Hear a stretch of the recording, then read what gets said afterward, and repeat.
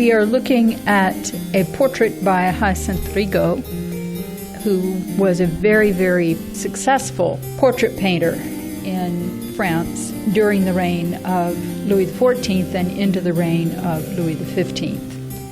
This particular portrait is called a French Master of Requests.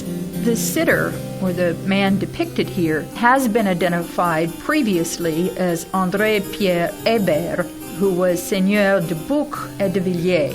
But this has been brought into question more recently, and so all that we can say for certain is that it is a portrait of a French Master of Requests.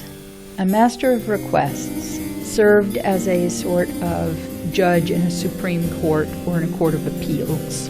He's a learned man, and you can see that because Rigaud used particular things to convey that. He has painted Rigaud with his finger in the book as though he has just finished reading and has stopped to greet whomever is in front of him, and that would be you as the viewer.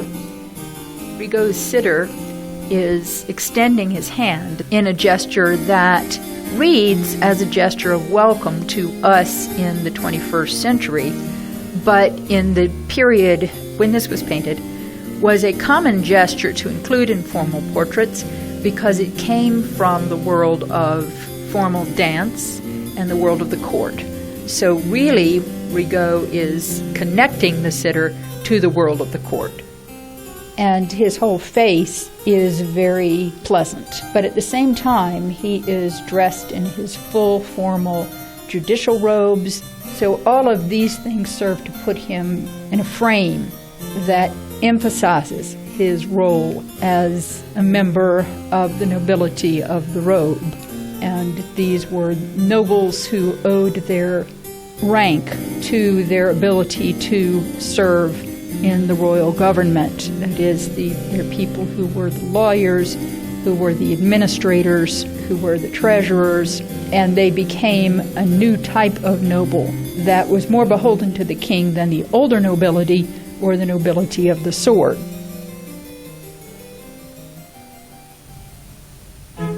And the reason that it was so important to Louis to build this strong connection between royal power and local power was that when he was a boy, when he was growing up, there were a couple of relatively serious rebellions close to civil war, largely as a result of some nobles who were unhappy with policy coming out of the palace at the time.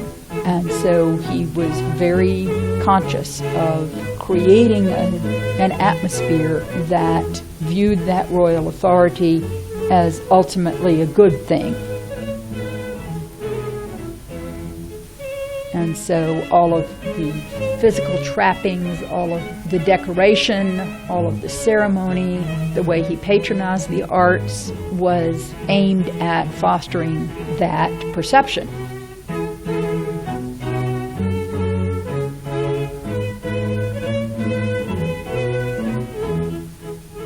And so Rigaud fit very, very well into that model. And so it's really no surprise that his portrait became one of Louis's favorites and is said to have hung in the throne room.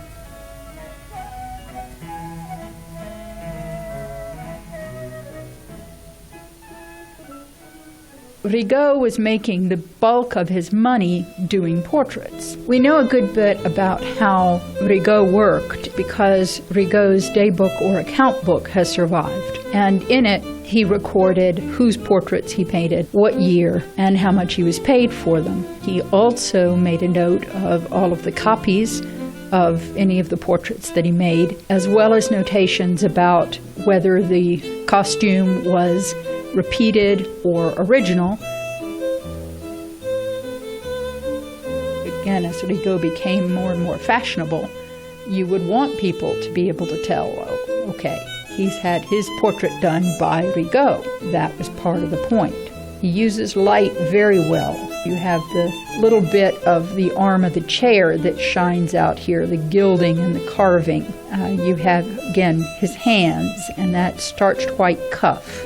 And you see the much softer light on his wig.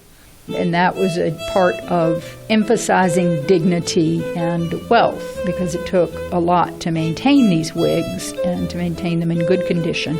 You see flashes of light on the curtain that's billowing out over him, and that light emphasizes again the rich velvet of this curtain with its heavy tassel.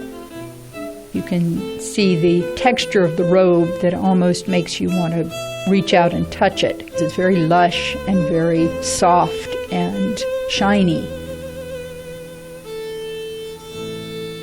Then you can also see a totally different handling of texture in the leather binding of the book, which of course is matte finish. It's not a shiny finish.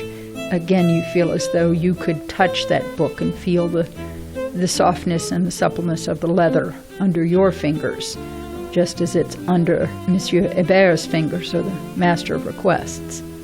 Rigaud's portraits were particularly notable for making their subjects look like they were the best they could. They all look very either wise or pleasant or welcoming or dignified. Even when he painted portraits of people who had terrible reputations, he manages to capture their best qualities.